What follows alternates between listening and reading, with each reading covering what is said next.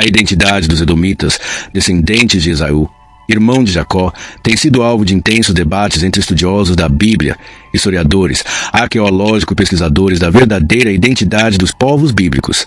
E ao longo dos séculos, diferentes correntes têm apresentado visões opostas sobre quem realmente são os descendentes de Esaú, irmão de Jacó. Uma das teses mais populares hoje entre alguns grupos hebraicos é a de que os edomitas seriam, na verdade, os brancos europeus.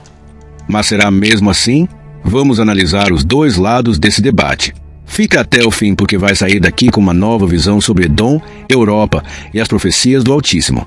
Antes de seguirmos com o estudo, quero te dizer algo importante. Alguns dos conteúdos que partilhamos aqui abordam temas sensíveis, verdades que muitas vezes vão contra a narrativa dominante no mundo atual. E isso tem causado algo que já começamos a notar. O nosso alcance está a ser limitado, mesmo com o pouco de visibilidade que já temos. É por isso que a tua participação é essencial. Se ainda não te inscreveste no canal, faz isso agora mesmo. Ativa o sininho para receber todas as notificações. Principalmente, partilha este vídeo com o máximo de pessoas possível. Eu dedico tempo e esforço para trazer estudos sérios, bem pesquisados com base na palavra, porque acredito que a verdade precisa ser anunciada, mesmo que isso traga resistência. A melhor forma de apoiar esse trabalho é gratuita e faz toda a diferença. Interage com os vídeos, deixa teu comentário, curte e partilha com os teus amigos. Assim, fortalecemos esta comunidade e garantimos que esta mensagem continue a alcançar os corações que estão a buscar a verdade. Conto contigo. Muito obrigado pelo apoio.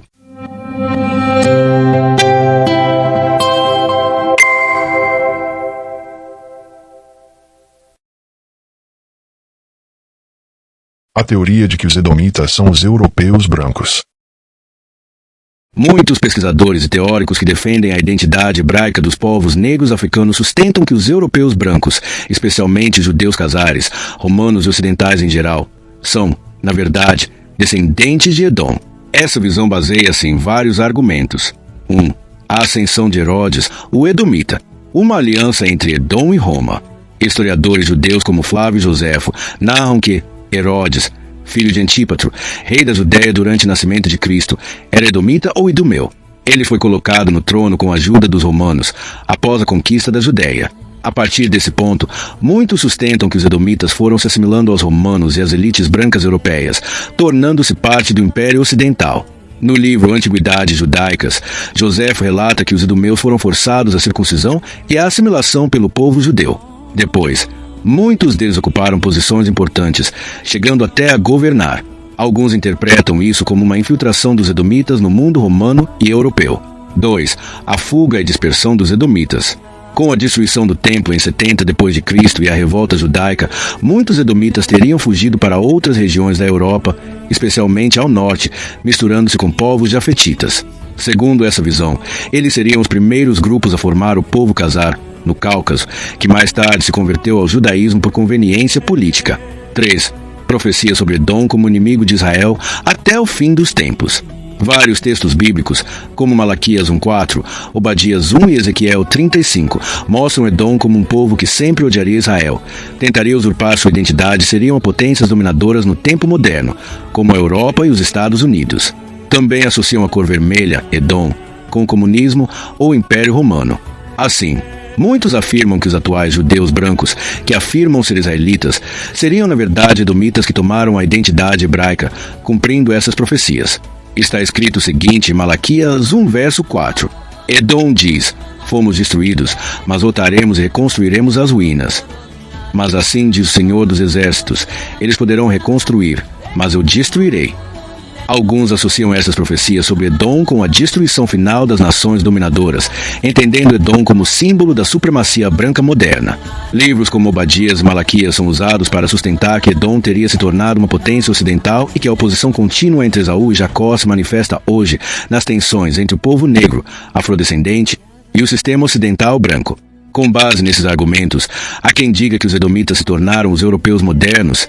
Portanto, seriam hoje os falsos judeus mencionados em Apocalipse 2, verso 9 e 3, verso 9. A minha visão. Nem todos os edomitas se misturaram com os romanos. Embora respeito e compreenda os motivos dessa teoria, porém, não concordo com a ideia de que os edomitas são os europeus brancos. E aqui vão os meus argumentos. 1. A aliança de Herodes com Roma não representa todo o povo edomita. Mesmo se for verdade que Herodes e seu pai Antípatro eram edomitas e se aliaram aos romanos para governar a Judéia. Mas usar essa única aliança para afirmar que todos os edomitas se tornaram europeus é exagerado. Seria como dizer que todos os angolanos são europeus só porque o presidente de Angola fez uma aliança política com Portugal. Além disso, muitos edomitas lutaram e morreram ao lado dos judeus contra os romanos na revolta dos anos 70 d.C. Flávio Joséfo, ele mesmo revela isso. Compreendemos que nem todos se entregaram ao sistema romano, ou seja, eles não estavam completamente assimilados aos romanos, mas resistiram à dominação como povo distinto. 2. A linhagem fala mais alto. Edom vem de Sem, Roma de Jafé.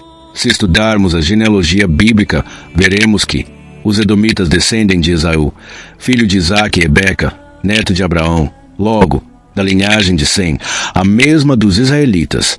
Portanto, são semitas. Já os romanos, gregos e europeus brancos, por sua vez, são descendentes não de Sem, mas de Jafé, outro filho de Noé, e pertencem a outra linha genealógica. Se os edomitas são semitas e os europeus são jafetitas, então não podem ser o mesmo povo. Edom e os europeus não vêm da mesma raiz. Quando se associa Edom aos europeus, está-se indiretamente chamando os brancos de semitas e até de hebreus, pois Edom é filho de Isaque. Isso é um erro. 3.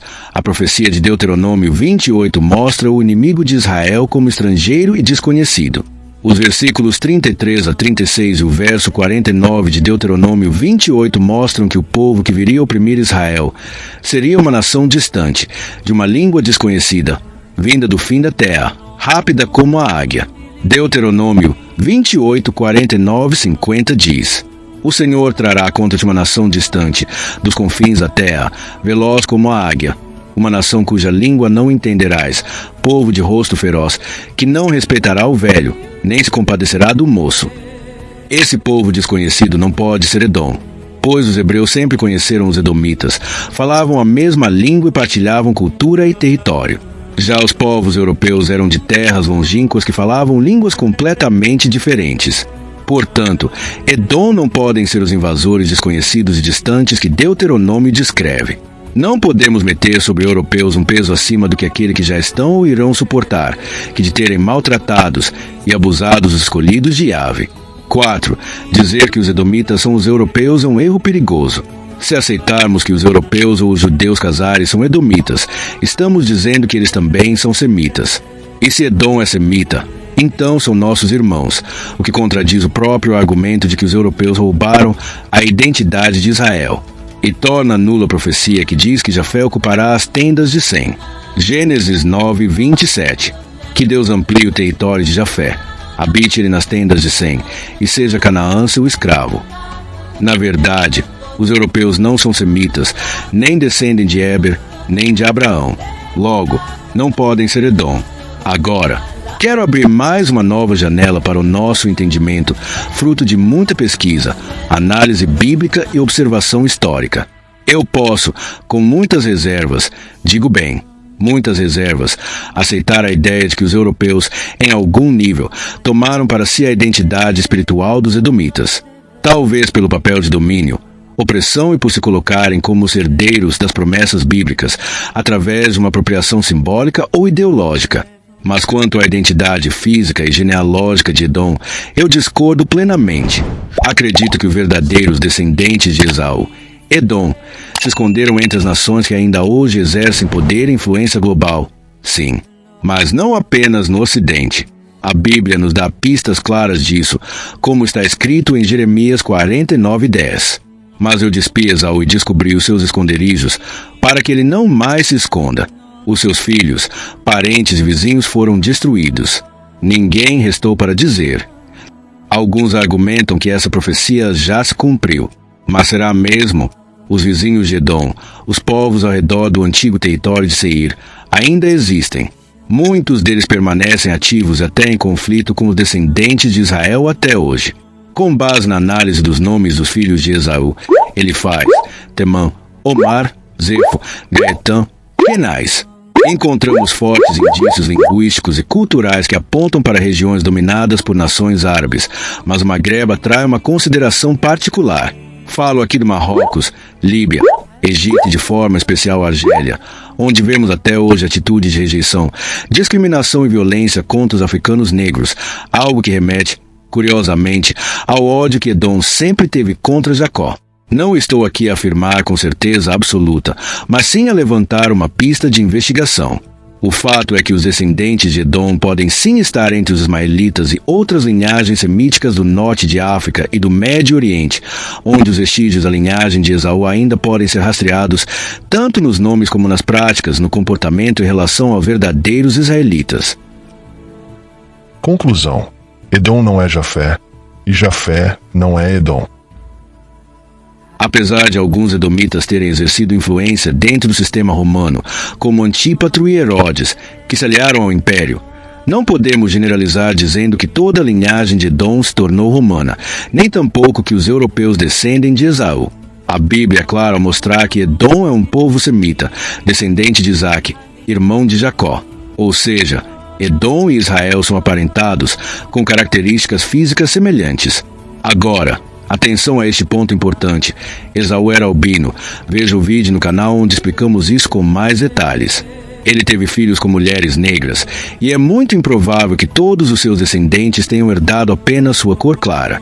Essa diversidade genética deu aos edomitas uma capacidade notável de se camuflar entre as nações, dificultando sua identificação direta. É por isso que acredito que Edom pode estar hoje escondido entre várias linhagens e povos, inclusive entre os africanos, os ismaelitas e povos do norte da África. Países como Marrocos, Argélia, Líbia e até o Egito atual apresentam traços históricos e comportamentos que merecem ser analisados com atenção, especialmente pela violência e desprezo que demonstram contra os negros africanos. Isso não significa que todo magrebino seja edomita, mas sim que é nessa região que muitos nomes dos filhos de Esaú ainda ressoam: Temã, Elifaz, Omar, Zefo, Gaetã, Kenais. Por outro lado, os verdadeiros opressores de Israel descritos em Deuteronômio 28 são os descendentes de Jafé, povos do norte e do ocidente, cuja língua era desconhecida pelos hebreus. Esses sim podem ser associados ao mundo europeu ocidental. A associação direta entre os brancos do ocidente e Edom é, portanto, um erro histórico e teológico que só alimenta a falsa ideia de que os judeus europeus modernos são semitas. Nem os europeus, nem os judeus casares askenazes vêm da linhagem de Sem. Isso contraria a genealogia e as profecias. Como eu sempre digo, o edomita não é apenas um magrebino agressivo, mas pode ser até o meu próprio irmão de semblante, se ele se une ao inimigo para me destruir. A história de Edom é profunda e deve ser estudada com discernimento e responsabilidade.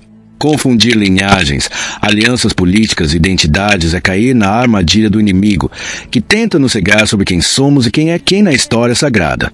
Quem busca a verdade com sinceridade encontrará a luz na palavra do Altíssimo. Partilha este vídeo, comenta a tua opinião e ativa o sininho para acompanhar os próximos estudos. Estes vídeos que despertam consciência nem sempre são bem aceites nesta plataforma. Por isso, faz o que for necessário para que mais pessoas vejam este conteúdo. A tua contribuição é essencial. Interage, compartilha e fortalece este trabalho. Que a graça de Taata Nzambi esteja convosco. Até o próximo vídeo.